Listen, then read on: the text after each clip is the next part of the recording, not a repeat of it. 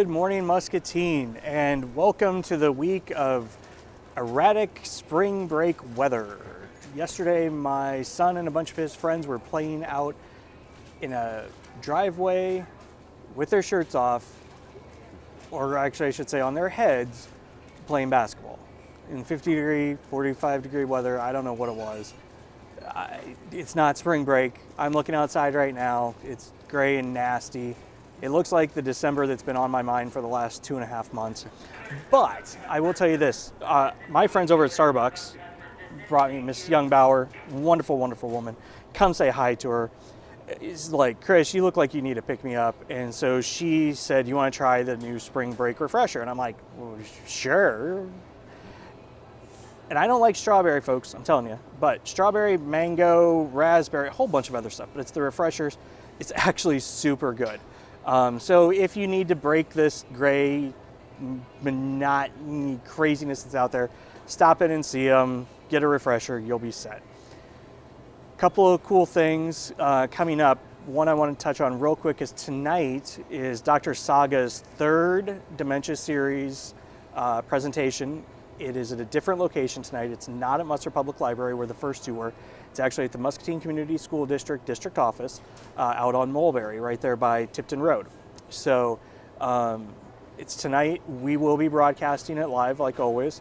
We'll also, of course, be recording it. You'll be able to watch it on PCTV, all of our social media channels, as well as Unity Points after the fact. So if you're one of the 200 people that are registered to come tonight, great, we'll see you tonight. If not, you can watch it with us from home. This morning, I have a guest back again, and this is going to be kind of a regular thing, I think, because they're always pretty busy. I've got Dan from Wesley United Methodist. How are you, sir? Doing great. So last time you were here, we talked about Beauty and the Beast. How'd that go? Yeah, it went really well. We had a great crowd, and the performers did a fantastic job. It was an opera in English, which always draws in some more people. That helps. And they did a great job at the schools as well, and we had probably a couple dozen kids attended, so that was great to see. That's awesome. And you were saying that one of the Boy Scout troops, or yeah, Cub Scout or Boy Scout? That's Boy chartered Scout. with Wesley. Yeah. They were able to help load. Yeah, and, that's awesome. Shout out. Great job, guys. Keep it up. And if I'm not mistaken, I'm pretty sure that's the group that came and helped us at Freezing for Food as well. So good job, guys. Keep it up. Keep doing what you're doing. We really appreciate it. Yeah. So now it's like the Jackson concert series never stops, right? That's like right. It's just like, hey, what's the next thing? So this one is. I'm always at a loss for words, which most people wouldn't think. It's bluegrass. It's fun bluegrass. These folks are engaging. It's Monroe Crossing. They're from the Minneapolis area, I believe. Yes. Yep. And so tell me about what we're gonna get here. This is looking fun. I think Chris has got some pictures that he can pull up and kind of show you the band, but what do we got, Dan? Yeah, so it's next Thursday night at 7:30 p.m., March 23rd. So this band, a bluegrass band, it's all acoustic instruments. You got upright bass, mandolin, fiddle, guitar, vocals, banjo, harmonica. And so it's just really uplifting, toe-tapping music, something that you're gonna really be energized by, and I think some really fun stories. I mean, this group has been around for a while. There's still 3 of the 5 members are original to the group. Yep. And so they've played around 2,500 concerts. That's what I was just going to say. As I was reading about them, 2,500 concerts, basically all over the world. These guys know how to put on a show. I've watched some of their YouTube videos, and actually, so what we're going to do here real quick, if Chris has it ready, we're going to cut to a quick little video. It's the very bottom one, Chris. It's a little two-minute video of the band and their adventure to a laundromat.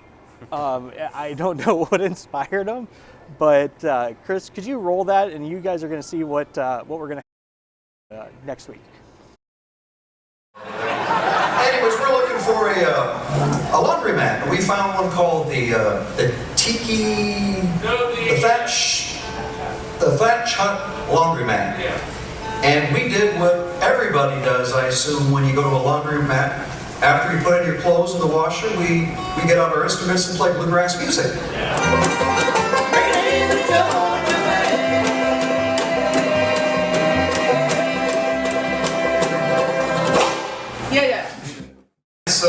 much to the amusement of the people there at the laundromat, we did a little mini concert. And that was a whole lot of fun. I saw a bunch of phones. One guy almost ran home and got a saxophone and came back, but he didn't quite make it. I think he was in the second rinse cycle or something. But Let's ride that bullet train.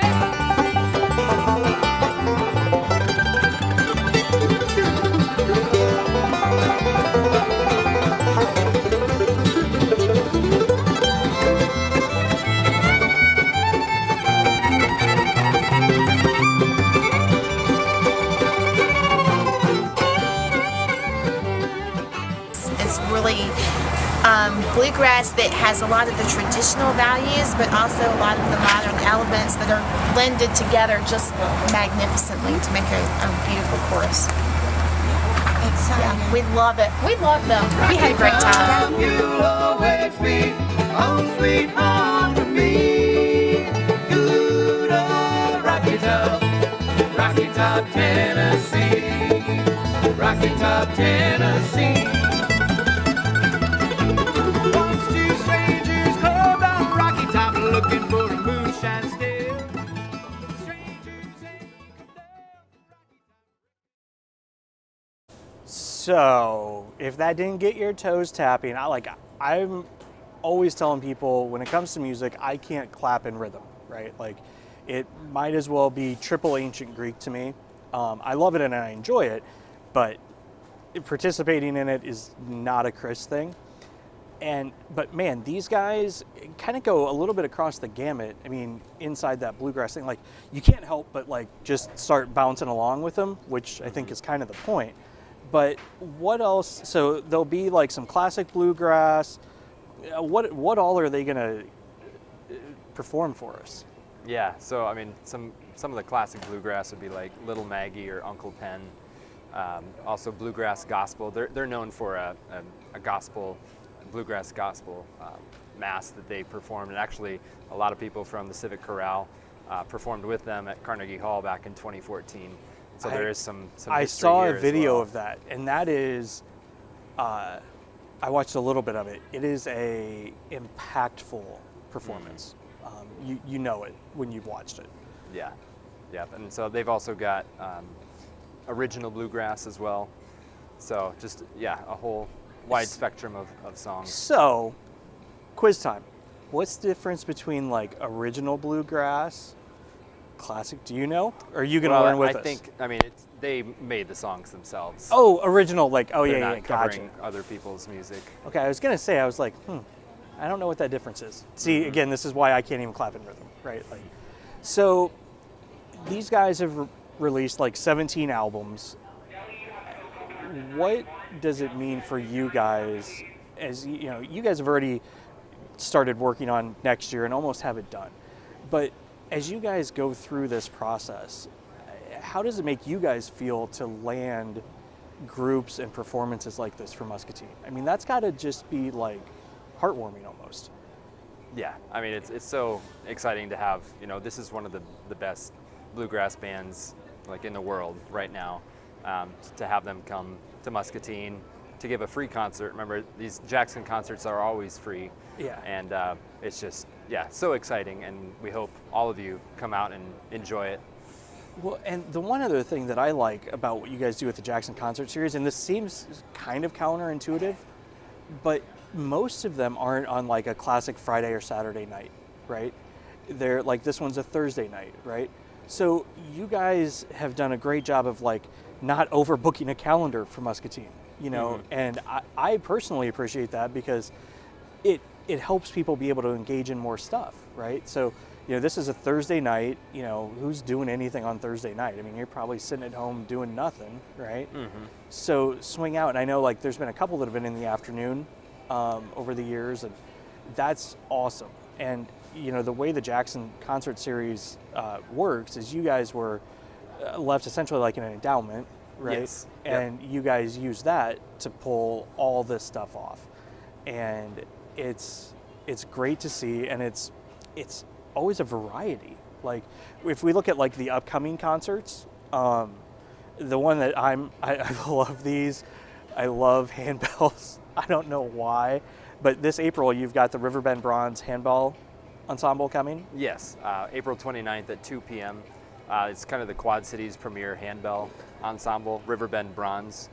They'll be performing a free concert. It's not actually a Jackson concert, but it's something that's happening at Wesley. I tend to chunk all your music into Jackson concert series. I don't know why, but yeah, I mean, this group has, I think, around 20 players, and also our handbell choir will be performing a solo piece and joining with them on another piece. Yeah. So I grew up in First Baptist Church. The Easter and Christmas cantatas and, with the handbells were always something I looked forward to. And this was what I think is probably my favorite story of being since we started Discover Muscatine is when we took over Jingle and Mingle, the holiday stroll 2 years ago. There was one thing that I'd always wanted down there was a handbell choir. It's like, I have to, if we're gonna do this, we have to have it. I picked up the phone and called you, and I'm like, do you think, and this was like 2.5 weeks before, do you think there's any way you guys can play?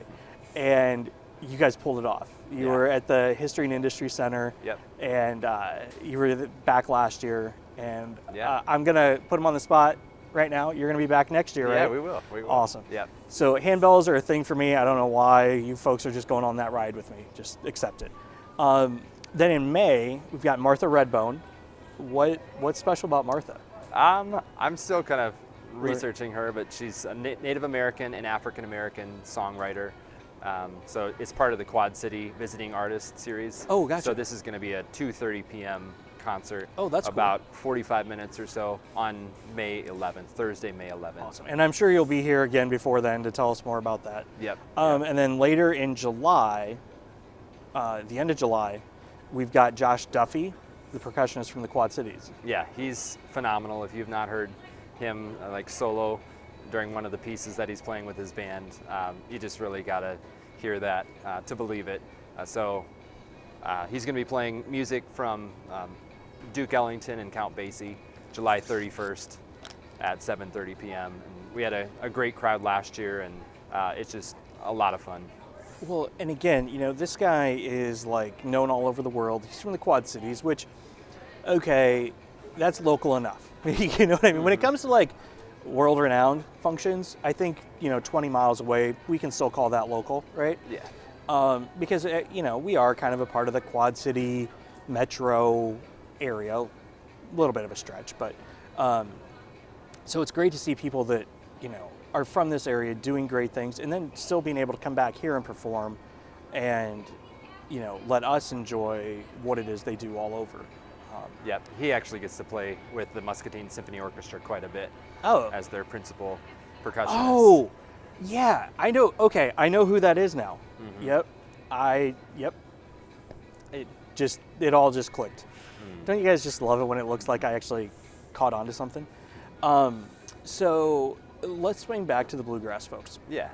Monroe Crossing is going to be here next Thursday night.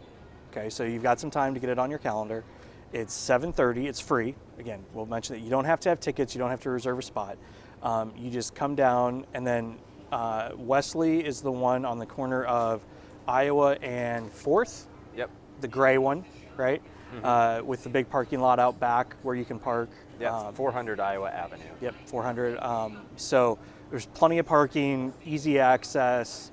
The environment for a concert is amazing. The symphony plays there, and it's just grandiose, but yet cozy. It's your sanctuary is just an amazing environment for something like this. So yeah, I'm really glad you guys use it for things like this. Yeah. So yeah, this Monroe Crossing, they've just got a great rapport with their audiences too. Of course, their music is going to be really exciting, but the stories that they're going to be telling. Yeah.